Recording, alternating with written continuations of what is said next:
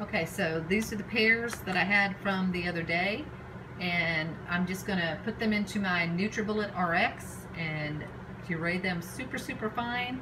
I don't know that I'm not gonna put any sweetener in them because they were already plenty sweet.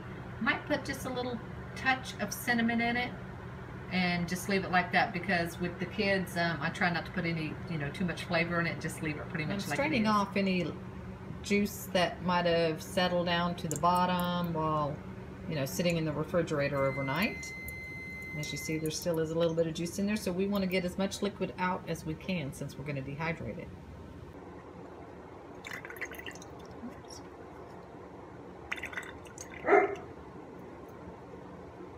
All right, now we're just going to put it into my little thing here for my NutriBullet RX so we can puree it. I'll probably do it in 2 batches because there's quite a bit of it. And I still need to peel and do a whole nother basket of these, plus all that's still in my refrigerator. We'll get them taken care of Sunday. Okay, so I've got my NutriBullet filled up. We'll put it over here, and then I'm just going to let it process until it's nice and creamy.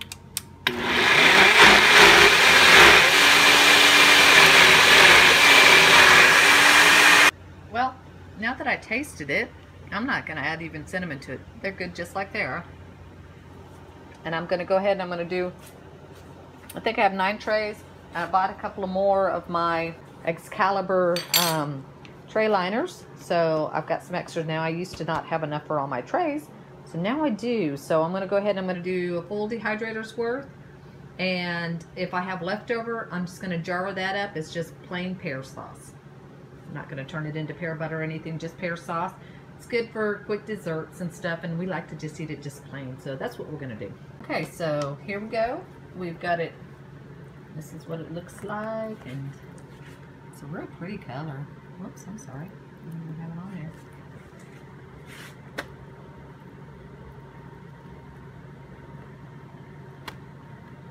Try to make it, you want it thicker on the outsides than on the inside. I really need to get a spatula and do this. It works better. Because obviously the outsides are going to dry faster than the inside, even though Excalibur have that beautiful back fan that blows air evenly over the whole thing.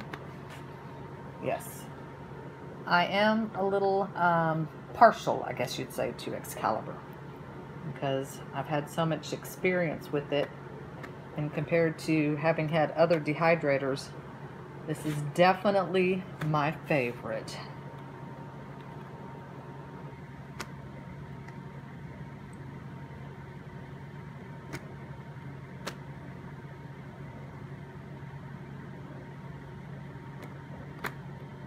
Okay, so that's the first tray, and I'm just going to finish up the rest of them. So and we've got get them in the dehydrator.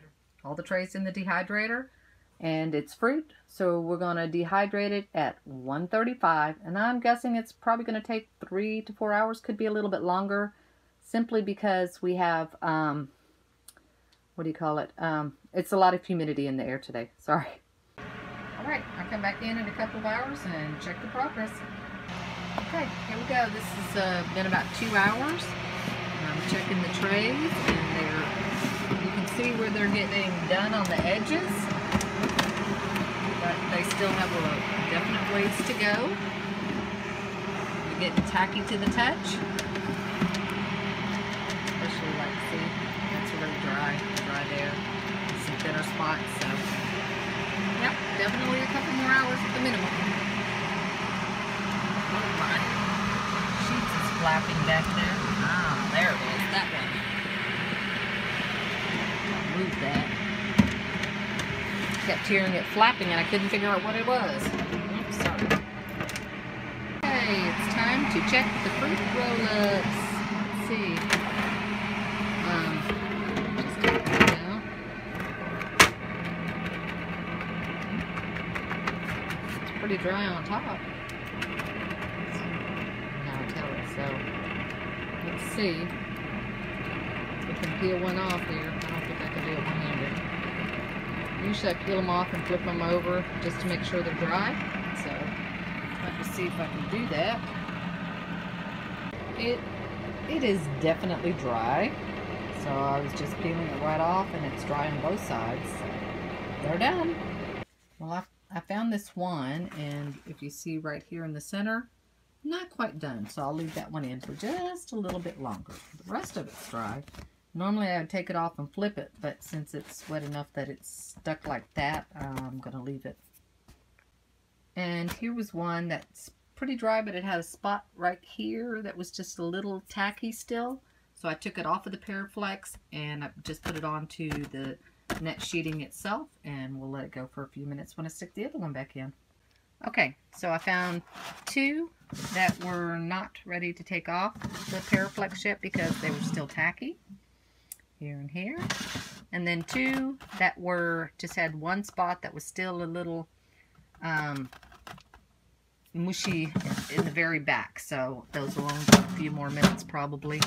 Put those back in and we'll check them in a few minutes. And here we go.